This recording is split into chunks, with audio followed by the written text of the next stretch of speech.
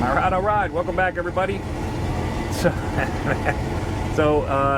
in a minute here on this video, you're going to see me loading this forklift that I got on right now. Loading out of Illinois. We picked it up in Rockford Park, something Park, Illinois. Picked it up there. It's going down to Louisiana. I'm about 3 hours, almost 4 hours out of delivery right now. So this load was nothing super special, kind of goofy with the way it turned out, but I didn't have a chance to funny story, as you're about to see on the sped up video that you're about to see. I somehow or the other, when I was goofing around setting my camera up to record while we were loading, I hit the time lapse button. So I have about 40 minutes of video that condensed all down to about 3.5 minutes in really fast pace. So you're gonna get to see the load, not gonna get to hear any of my commentary during the load. So stay tuned, and here's a load, and I'll be right back with some commentary.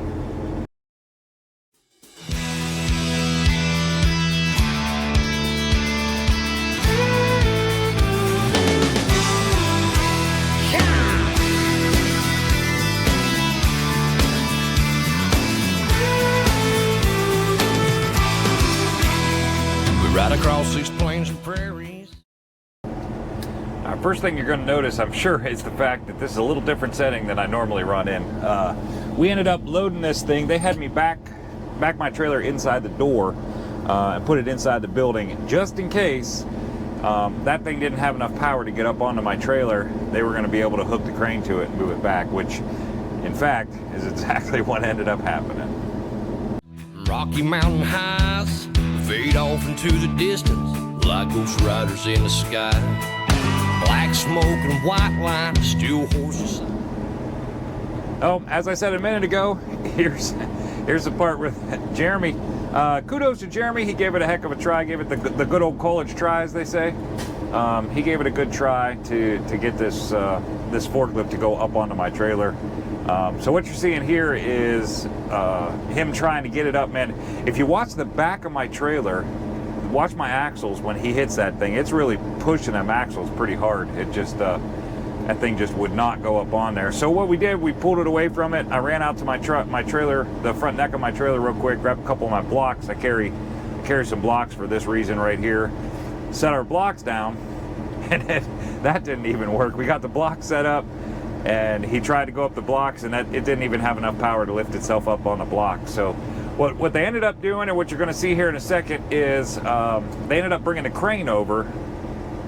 With the chains on the crane, they hooked the back of the forklift, picked it up, and he drove backwards while they were picking up on it, set it back down.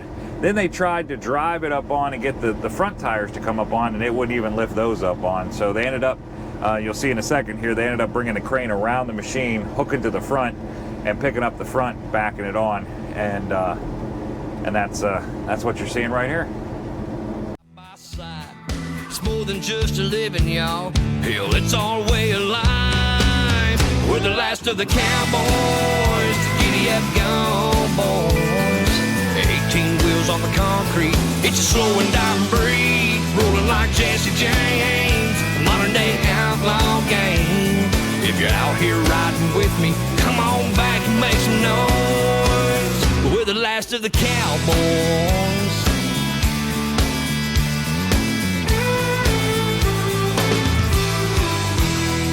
It's a family tradition, diesel's running through our veins. Our daddy showed us the roads, we were born in the fast lane.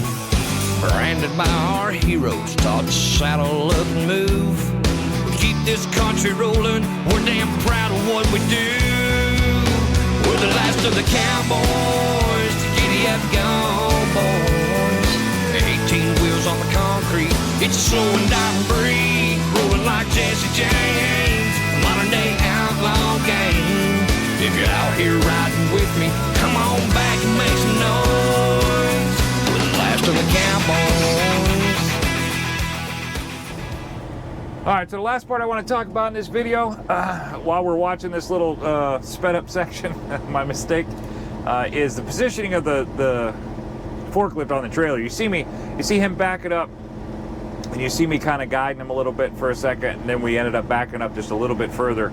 The reason I did that was the weight of the machine was why I put it where I put it, all the way to the back.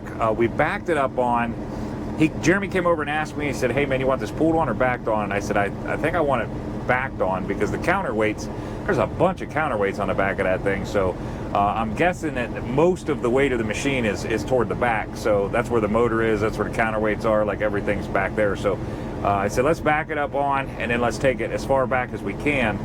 Try to get the weight on the triaxle. And the reason, if you watch any of my videos, you'll know that the reason I wanted the weight on the triaxle, because almost every state will give me 20,000 per axle back there, so I can put 60,000 pounds worth of weight on the back of that trailer.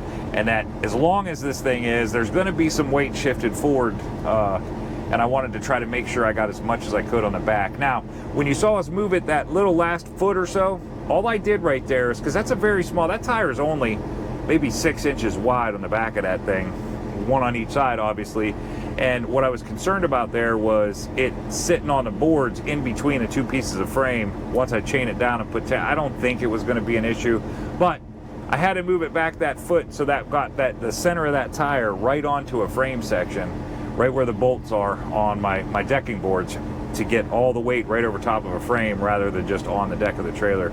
So that's why you saw me position it there. I put it as far to the back because I wanted that weight on the 60,000 pounds. I turned it around backwards because I was looking to get the weight, as much weight as I could, back there on that trailer. And in a sense, you saw the scale ticket. It worked out perfectly. So sometimes you get, this is really a guessing game. There's no, I mean, there is some science to it, but there's no exact science. Like, there's no way to say, okay, put it here, it'll be this much.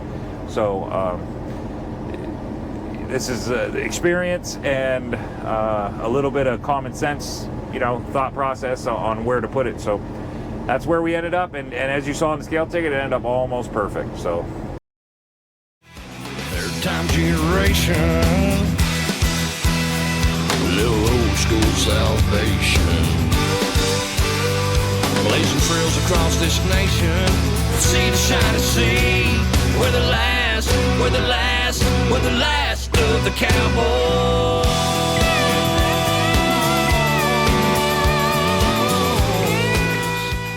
You know what, there is one other thing I wanted to discuss about this. I meant to talk about it while I was outside covering securement on it, but if you saw, I have been somewhat fighting with these chains most of the way down here, more the longer chains than the shorter chains, and that's something I want to talk about. For those of you that are new in trucking or in flatbed or whatever, the shorter the chain is, the shorter length of chain that you use, the tighter that's going to stay going down the road. When you got a longer chain, there's more room for stretch, more room for links to be a little bit kinked, more rooms for the thing to wiggle back and forth.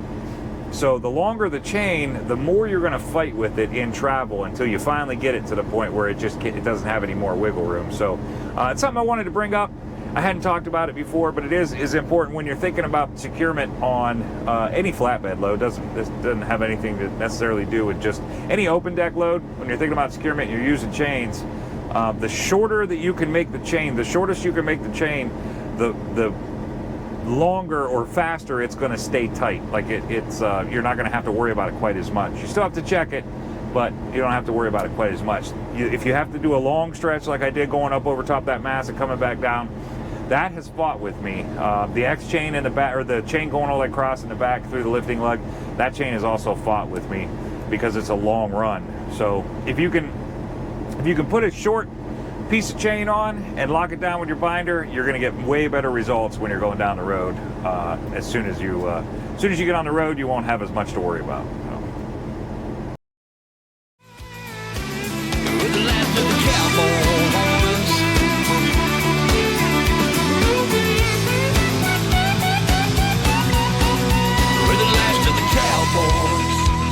Yep, go boys. 18 wheels on the concrete. It's slow and down breed, rolling like Jesse James. A modern day outlaw game. If you're out here riding with me, come on back and make some noise. We're the last rest of the cowboys.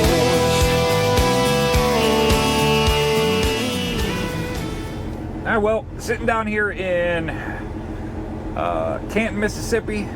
This is how far I made it today. This truck stop is tight. Like I've seen some small truck stops, and this one takes a cake. There's a lot of parking spaces out back. There's probably 5 or 6 spots that that were open, but there was no way that with how tight they make these the spaces in between the parking spaces that I was going to be able to swing this thing into one of those. So I'm kind of parked in a goofy spot. I'm parked on the end, but you know, hopefully it don't bother me about parking here. I think I'm out of everybody's way. They can make the current corner back there, but it's pretty tight on that corner anyway. So we're gonna jump out here and show you what I did for securement on this load. Talk about the load a little bit, and give you an idea what's going on with it. So here we go.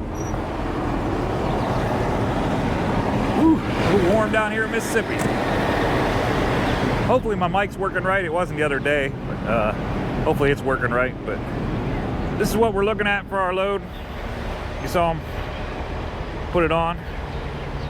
Kind of goofy how they had to load it, but we'll talk about that in a little bit. So this is what I did for securement on this thing. They told me that the load weighed, when I picked it up, they told me that the load weighed 72,000 pounds. That was sort of a big concern on whether I would be able to scale 72,000 pounds or not. And obviously, as you've seen in plenty of my videos, that 72,000 really isn't a big deal for me. So it's on the edge a little bit, but not completely on the edge of what I can handle. So here's what I did for securement over here. You can see this.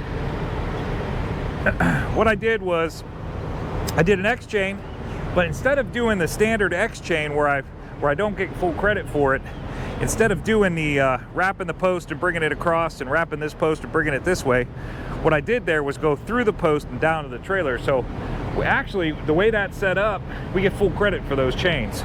So those 2 X chains where I normally get half credit, I got full credit tonight or today. And then I went ahead and put 2 chains over top of these plates right here and brought it back down.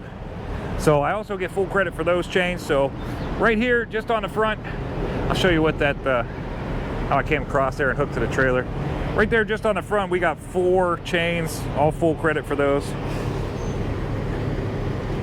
Wrapped there, wrapped around the outside, went that way, and that's pulling forward on it, as well as these are pulling forward on it and holding it down to the trailer. And on the back, I did somewhat similar. I did my standard X chain back here, except it's not X'd. I went right off the axle and came down and hooked to the trailer here. And then back here, I added one through their tie down point that they got, tow hook, whatever that thing is. Added one and went straight across with that. So we get full credit for this chain, half credit for that one, and half credit for that one over there. So basically what I got here is six chains, 6 full chains. So 6,500 pounds. 6,500 pounds each on 6 chains. I got plenty of securement for what the load actually turned out to weigh. Man, I got the scale ticket. I'll put the scale ticket up here, but it was just under 65,000 pounds, so it wasn't nearly as heavy as they thought it was. But I covered securement for 72, so it is what it is, you know? Like, nothing wrong with that, nothing wrong with having extra securement. Now, the deal with this is, I had told them that, there comes a guy in a hurry here. I had told them that I didn't think I was going to be able to pick this thing up until Tuesday morning, this morning. And as it turned out, I picked it up yesterday. I was just there early and was able to pick it up yesterday. So I'm running sort of ahead of schedule, and they didn't anticipate me being there for delivery until tomorrow or Thursday morning. And what turned out, I'm going to end up there tomorrow morning, Wednesday morning at roughly 10 o'clock or so. I'll probably end up getting there. So unfortunately, it's going to a rigging crew. They bought the equipment to use with their in their business, and he has a job tomorrow morning. So when I talked to him a little bit ago, talking about delivery on it, he said he won't be around till about noon to get this thing off. So it is what it is. I have a load booked after that. And I keep walking on these forks. I have a load booked after that, going out of Fort Polk, Louisiana. Some of that you saw one of my episodes. We took some stuff down there for an engineer. This is stuff coming out of there. I'm actually pulling this out for a different unit than what we took it down for, but I'm anticipating those loads popping back up for us to take them probably next week or so. I'd imagine we're going to start seeing them show up, getting phone calls on them. So probably this load I'm picking up in Fort Polk, it can't pick up till Thursday morning. They said I could try to go in and get it tomorrow afternoon, but it's probably not going to happen. It's probably going to be Wednesday morning or Thursday morning before I can pick that up. That's fine. Delivers on Monday. I think what I'm going to try to do, if the loads pop back up that come up to Virginia that we took down there, I think I'm going to try to book myself out of New Jersey going back down there, because the load I'm picking up tomorrow in Fort Polk goes to New Jersey. So if I can find a load out of Jersey going back down there, I'll snatch one of those up next week, late next week, and bring it back up. So hopefully that'll happen. We'll see how it goes. But the concern right now is get this thing delivered tomorrow morning. He's going to be there about noon. I'll probably show up about 11 o'clock or so, get everything ready. That way when he gets there, we can just take it off the trailer and be done. Then it's about a 126-mile bounce over to Fort Polk. We'll run over there and see if maybe I can get loaded. Hopefully I do. Not counting on it. Probably going to be Thursday morning, but we'll see what happens. So that's Securement on this load, kind of what's going on with it. And I will give you some, I'm going to go ahead inside. I'm going to watch this film since I wasn't able, since I put my camera in time lapse on accident. I'm gonna go ahead and watch the video and make some notes real quick, and then I'll shoot a little bit of video, making some commentary on that. So talk to you soon. So like I said earlier, I want to say thank you to Sergio and Jeremy, and I didn't catch the other gentleman's name that was helping us, but I wanted to say thanks to those guys because they didn't need to stay. I got lucky here. I called them. They're supposed to go home at 3 o'clock. I called them. I said, listen, I could be there about 2:45. Would you guys mind loading this thing? And they said, sure, bring it on in. You know, if you can be here by 3 o'clock, we'll get you loaded. So they did, and they didn't have to. I mean, everybody, the place was like a ghost town at the end, and everybody had gone home, and they were still there giving me a hand, getting that thing up on there. And then, so I appreciate that, and I appreciate what, you know, them taking the time to do that. And Jeremy, if you're watching the channel, I appreciate you, your help and your enthusiasm. He's a good kid. He works pretty hard, and he's not afraid to give everything a try. So I appreciate that quite a bit.